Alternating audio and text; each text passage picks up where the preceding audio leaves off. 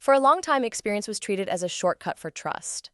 If someone had enough years in a role, enough logos on a resume, enough familiarity with the work, we assumed they'd perform. That assumption worked reasonably well in traditional in-person environments. But remote work quietly broke that model. In an office, experience is reinforced constantly. You can see how someone works. You overhear how they solve problems. You notice whether they follow through or whether someone else quietly cleans up after them. Experience isn't just claimed, it's observed. Remote work removes almost all of that context. In a remote environment, most of the signals we use to rely on disappear. Managers don't see process, they see outcomes. They don't see effort, they see deadlines met or missed. They don't see competence developing in real time, they see silence or delivery. That shift changed what experience actually tells us. This is where remote hiring quietly becomes less about talent and more about risk. When you hire remotely, you're making decisions with less visibility, fewer informal checkpoints, and a longer feedback loop. So hiring managers adapt, often without realizing it. They stop asking, is this person experienced? And start asking, what could go wrong if this person fails? A resume is a summary of past exposure. It tells you where someone has been, not how they'll behave when no one is watching. In remote work, that difference matters. Two people can have identical experience on paper and radically different performance when left to operate independently. Most employers struggle to articulate this clearly, but you can hear it in how they talk about hiring remotely. They say things like, we need someone who can hit the ground running. We need someone we don't have to manage closely. We need someone we can trust. What they're really saying is, we don't have room for uncertainty. Experience isn't useless.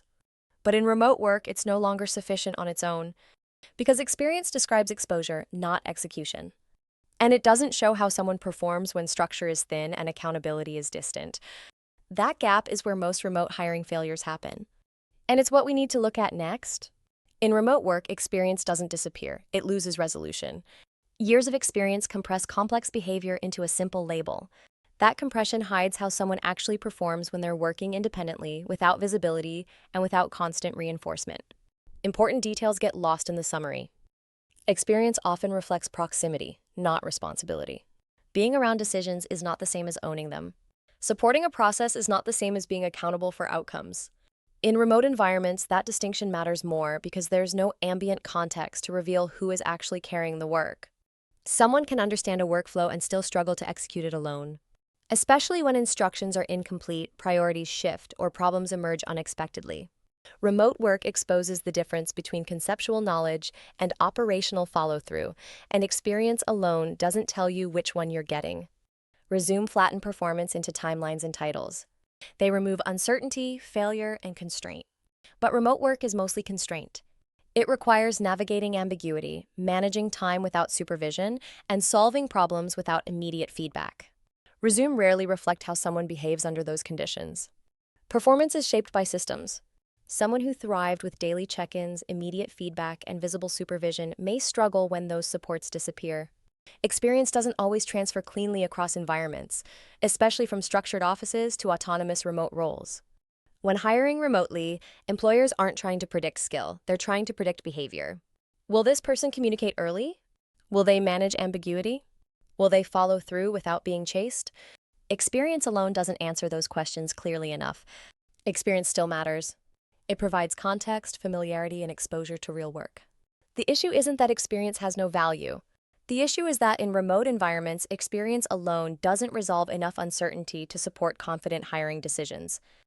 Remote hiring amplifies uncertainty. Employers don't fail because candidates lack skill.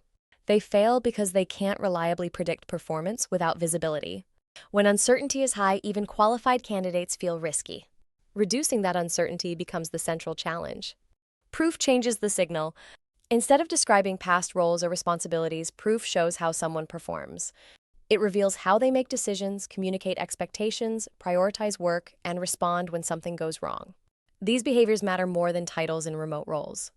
When performance is evaluated directly, assumptions lose influence.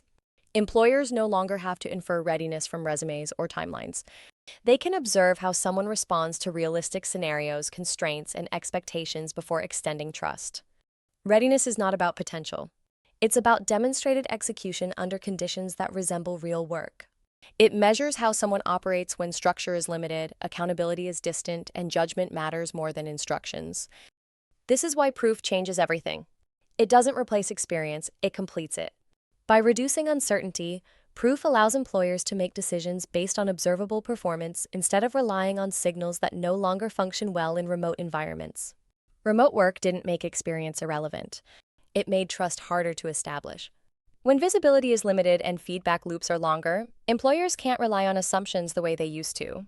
They need signals that reduce uncertainty, not narratives that summarize the past.